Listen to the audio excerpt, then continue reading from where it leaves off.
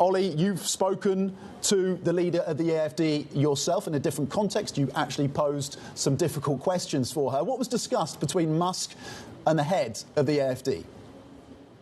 Yeah, Tom, I mean, listen, this was a really and when we say wide-ranging conversation, I think it's really fair to say wide-ranging conversation. It sort of began on sort of energy policy and some of the issues that she has with renewable energy and Angela Merkel and these sorts of things.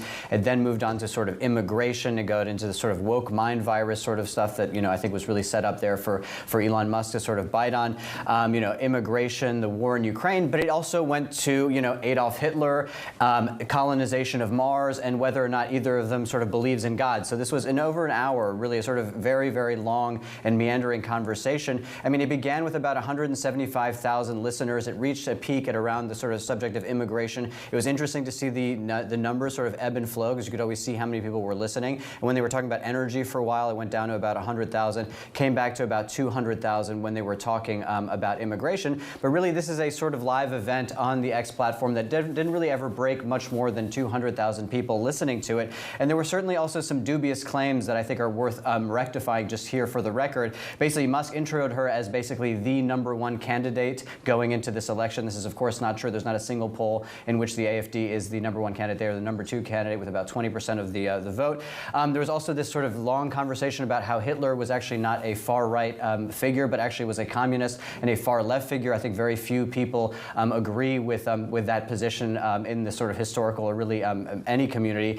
And also saying that sort of the AfD is the only party that can actually preserve the life and safety of the Jews in Germany because of the sort of a lot of sort of Muslim hate towards them. Again, these are things that are just not true in any sort of sense of the term. But what I think is interesting is that by the end of the conversation, again, a lot of these topics were sort of intended to sort of tee up and slam dunk for both Alice Weidel and Elon Musk. And Elon Musk, by the end of the conversation, basically reiterated his sort of support for the AfD, saying that they're really the only common sense party in Germany. They only can save Germany, end of story, and that people need to get behind them. But that was basically the sort of thrust of the conversation, which again was about an hour and 10 minutes and really hit basically almost every possible conceivable topic, if you want to look at the range of things that people could talk about. And we know the EU has said that they were listening in and watching as well as to what was happening. Does it move the dial, Ollie, do you think, for German voters?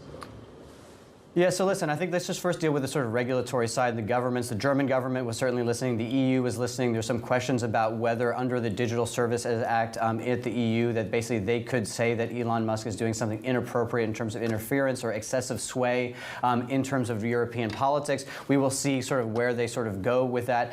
I think that it was an interesting conversation, Tom, because I don't really know how much of this was designed for the domestic audience within Germany. I mean, Elon Musk himself, I think, also exposed, the amount that he maybe doesn't even know that much about the AfD. The conversation was held in English. It was really sort of, he set it up by saying, for those of people who have never heard of the AfD, kind of what would you like, what would you like them to know about it? What I think is interesting is for the AfD and Alice Weidel, and this came out in the conversation that we had with her, is that she's really trying to move away from this idea of them being far right and more being sort of libertarian conservatives. When you look at their economic platform, there is some credibility to that claim. They want very, very small government, very, very little regulation, cutting taxes. But when you look at the sort of social and cultural side of their party platform, you can't really say that they're libertarian. They want a much stronger, much more powerful police state. They believe that Islam is incompatible with the German society, and they really want to preserve sort of Germanness. And in this way, it's very hard to make that sell within a party that itself has a lot of divisions that will really only ever be tested if they get closer to power, because right now they can just stand from the sidelines and basically slam the establishment.